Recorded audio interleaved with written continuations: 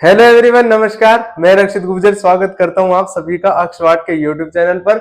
आज की वीडियो में हम कंटिन्यू करेंगे इकोनॉमिक्स क्लास 12 का हमारा चैप्टर नंबर 5 जो है मुद्रा के ऊपर, यानी कि मनी। इससे पिछली वाली वीडियोस में हमने समझा था कि मुद्रा क्या होती है, उसकी परिभाषा क्या होती है, वस्तु विनिमय प्रणाली क्या होती है, आवश्यकताओं का दोहरा संयोग क्या होता है, उसको आप देख सकते हो अक्षवाट के यूट्यूब चैनल पर। आज की वीडियो में हम समझने वाले हैं कि वस्तु विनिमय प्रणाली की क्या क्या कमियां हैं और उनका हल किस प्रकार से हुआ है जब से मुद्रा की उत्पत्ति हुई है।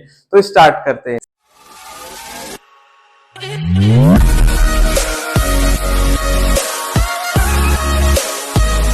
सबसे पहले हम देखेंगे कि वस्तु विनिमय प्रणाली की जो सबसे ज्यादा महत्वपूर्ण जो इसकी कमी है वो है कि इसमें आवश्यकताओं का दोहरा संयोग होता है।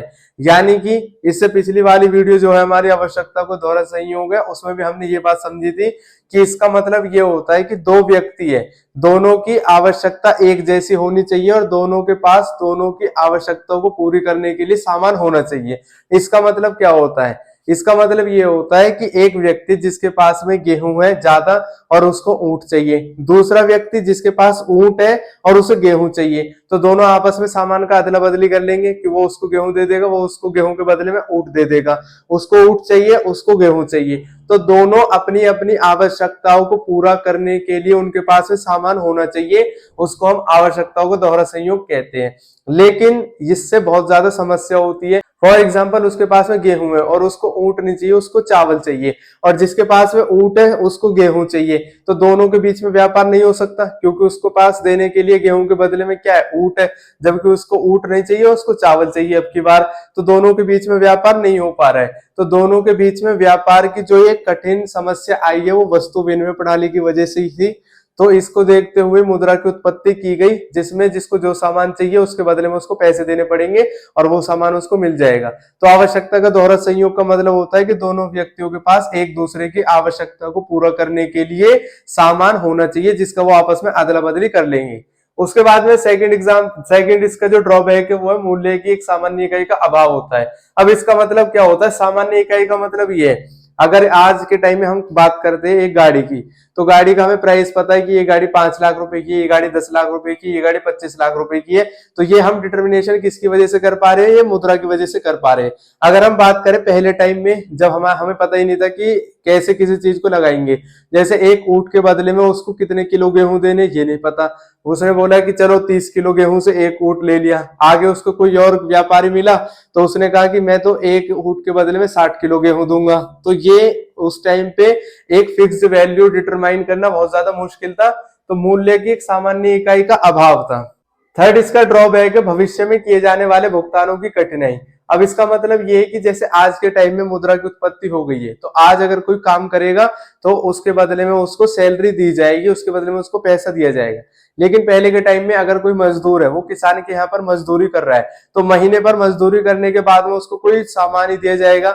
अब जो सामान किसान के पास है उसी सामान को वो मजदूर को देगा। अगर किसान के पास गेहूं है तो वो कुछ गेहूं उसको दे देगा, या उसके पास में चावल है तो वो चावल के कुछ कट्टे उसको दे देगा कि तुमने काम किया, ये तुम्हारी मजदूरी है। तो लेकिन इससे सबसे बड़ी कठिनाई ये होती है कि अगर उस मजदूर को चावल नहीं चाहिए, उसको कोई कुर्सी चाहिए या घर में सामान तेल चाहिए उसको, तो वो उसको कैसे खरीदेगा? तो ये उसके सामने बहुत बड़ी समस्या थी। तो भविष्य में जो भी भुगतान किए जाते थे तो वस्तु विनिमय प्रणाली में वो करे जाने बहुत ज्यादा मुश्किल थे। जैसे किसी को सैलरी देनी है, किसी को कुछ पैसा देना है, तो उसको डिटरमाइन नहीं किया जाता था। नेक्स्ट इसका ड्रॉबैक है कि बचत की कठिनाई थी। अब जैसे किसी के पास में अनाज है तो वो 100 किलो अनाज में से 80 किलो का खुद ही खा जाएगा, पूरे साल के लिए रख लेगा, और बाकी 20 किलो को वो सेव करके रखेगा। तो 20 किलो जो उसकी सेविंग है वो आज से 10 साल बाद, 20 साल बाद नहीं चल सकती। पैसा क्या है, जैसे किसी ने आज के टाइम में 20,000 रुपए अपने रख लिए, अपने पास में 30,000 रुपए रख लिए, तो वो कहेगा कि 10 साल 20 साल बाद अगर वो बैंक अकाउंट में उसके रहेंगे तब भी कोई दिक्कत नहीं, वो पैसे खराब नहीं होंगे। लेकिन पहले के टाइम में जब बचत करते था वो सामान के रूप में बचत करनी होती थी लोगों को।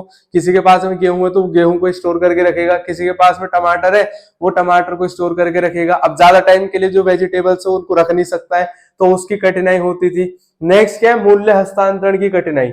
अब आज के टाइम में किसी को पैसे भेजने, हम ऑनलाइन ट्रांसफर कर सकते हैं, बड़ी आसानी से कर सकते हैं। किसी को 10,000 रुपए देने, 20,000 रुपए देने, फौरन उसके बैंक अकाउंट में पैसे भेज देंगे। तो वस्तु विनिमय प्रणाली की ये बहुत सारी कमियां रही है, जिनकी वजह से व्यापार करने में बहुत ज्यादा दिक्कत आती थी लोगों को। लेकिन आज के टाइम में जब मुद्रा की उत्पत्ति हो गई है तो ये सारी समस्या मुद्रा ने खत्म कर दी है। अब कैसे खत्म हो गई है इसका हल भी देख लो। अब लोगों को आवश्यकता का दोहरा संयोग की जरूरत नहीं है। जिसको गेहूं बेचना है वो गेहूं बेचेगा, पैसे ले लेगा। जिसको ऊंट खरीदना है वो पैसे देगा, ऊंट ले लेगा। तो आवश्यकता के दोहरा संयोग की कोई जरूरत नहीं है। मूल्य की एक सामान्य इकाई है। अब हमें पता है एक कुर्सी अगर 100 रुपए की है तो उसको खरीदने के लिए 100 रुपए देने पड़ेंगे। हमें ये नहीं कि एक कुर्सी को अनुमान लगाने के लिए कि एक कुर्सी 2 किलो टमाटर ले लो या एक कुर्सी 5 किलो आलू ले लो, उसके बदले में कुर्सी ले लेंगे। तो वो सामान्य इकाई नहीं थी पहले के टाइम में। लेकिन अब क्या मुद्रा आ गई है, तो एक कुर्सी अगर 100 रुपए की है, 1000 रुपए की, तो उसकी वैल्यू हमने डिटरमाइन कर दी है पहले ही। भविष्य में जो भी किए जाने वाले भुगतान है उसको सरलता से कर सकते हैं। हम उसकी सैलरी अगर किसी को देनी है, कोई मजदूर है, तो हम बोलेंगे आपके 20,000 रुपए आपको मिलेंगे, 30,000 रुपए आपको मिलेंगे। तो डिटरमाइन हमने पहले ही कर दिए। बचत कर सकते हैं, किसी को लाख रुपए चाहिए, 10 लाख रुपए चाहिए, अपने बैंक अकाउंट में रख देगा। पैसे खराब होने वाले भी नहीं है क्योंकि वो उसके बैंक अकाउंट में सेफ रहते हैं। नेक्स्ट है हस्तांतरण की कठिनाई। अब जब वस्तु विनिमय प्रणाली थी तो हस्तांतरण कठिनाई थी, लेकिन मुद्रा आ गई है तो आप घर बैठे किसी को कितने मर्जी पैसे भेज सकते हो, किसी से कितने मर्जी पैसे ले सकते हो। तो जो ट्रांसफर होता है वैल्यू का, उसको करने में बहुत ज्यादा सरलता आ गई है जब से मुद्रा की उत्पत्ति हुई है। तो यहाँ पर हमने देख लिया कि वस्तु विनिमय प्रणाली की ये कमियां थी। मुद्रा के उत्पत्ति होने से, यानी कि जब से पैसे का प्रचलन हुआ तब से इनका हल किया जा चुका है। आई होप आपको ये सारे पॉइंट समझ में आए होंगे। अब हम मिलेंगे अपनी नेक्स्ट वीडियो सीरीज में। तब तक के लिए खुश रहे, स्वस्थ रहे और जुड़े रहे अक्षवाट के साथ। जय हिंद, जय भारत।